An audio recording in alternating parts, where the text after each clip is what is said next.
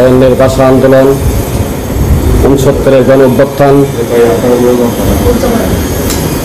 90-এর যে ছাত্র আন্দোলনের মধ্য দিয়ে যে গণতন্ত্র, মানবাধিকার, আইনের সুশাসন প্রতিষ্ঠা করবার কথা ছিল, আমরা যারা সেদিন সর্বদলীয় ছাত্রৈক্যের মাধ্যমে আন্দোলন সংগ্রাম করেছি,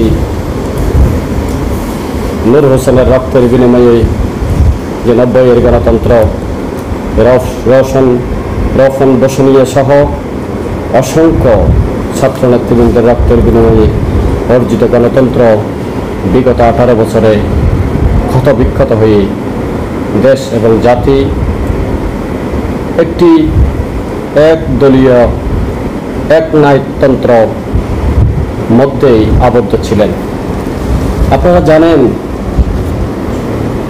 গত 18 বছরে অনেক মায়ের বুক খালি হয়েছে,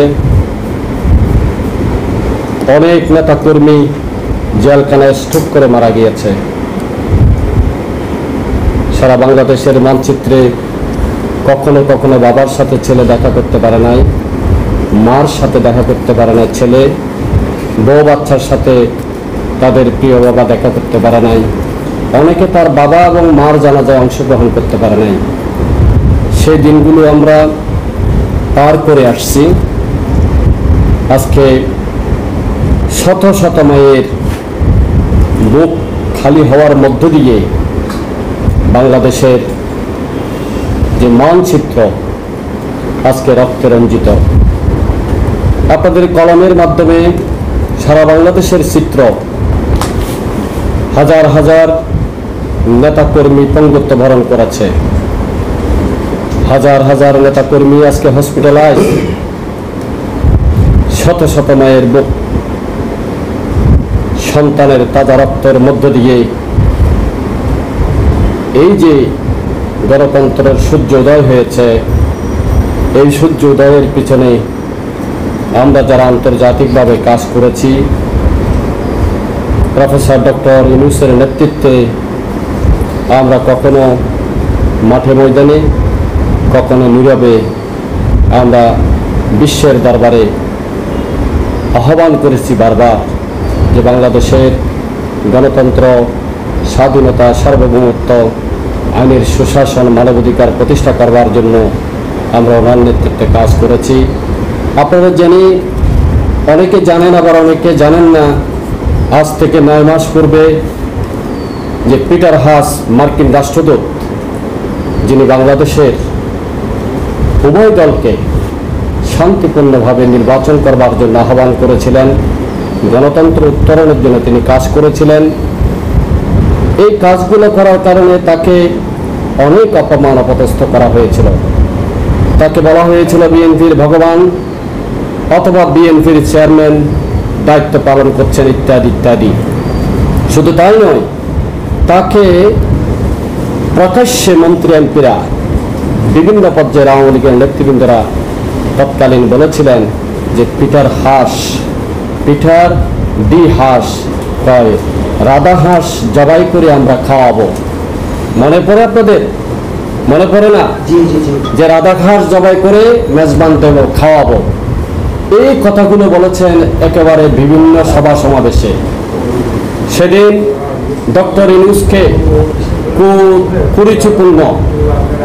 কুরুচিপূর্ণ কথাবার্তা, উক্তি, হুমকি, হত্যা, এই সমস্ত কথাবার্তাগুলো আওয়ামী লীগের সর্বোচ্চ নেতৃবৃন্দরা বলেছেন।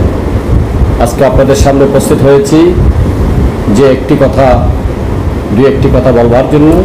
আমি আমার কথাগুলো বলার পরে যে উদ্দেশ্যে আজকে এখানে বসা, আপনাদের মনে পড়ে কিনা দেখেন যে তৎকালীন আওয়ামী লীগের নেতৃবৃন্দের বক্তব্য, বিবৃতি এবং তাদের যে বডি ল্যাঙ্গুয়েজ, ডক্টর ইউনূসকে পাইলেই মনে হয় যেন গুলি করে ফেলবে, সাগরে ডুবাবে, ওই যে পদ্মা ব্রিজ থেকে ছুঁড়বে, তারপরে তাকে মেরে ফেলা হবে, কেটে ফেলা হবে।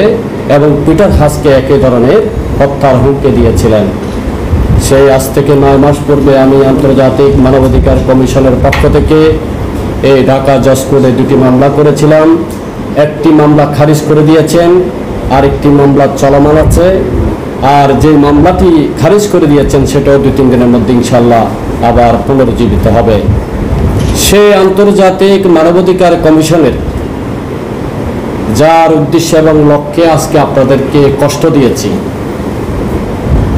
আমাদের এই অর্গানাইজেশন জেনেভা জাতিসংঘের আন্ডারে আমরা কাজ করি, ডেনমার্কে আমাদের প্রধান কার্যালয়, সেখান থেকে আমার পাশে যিনি বসা আছেন চট্টগ্রামের এই সন্তান,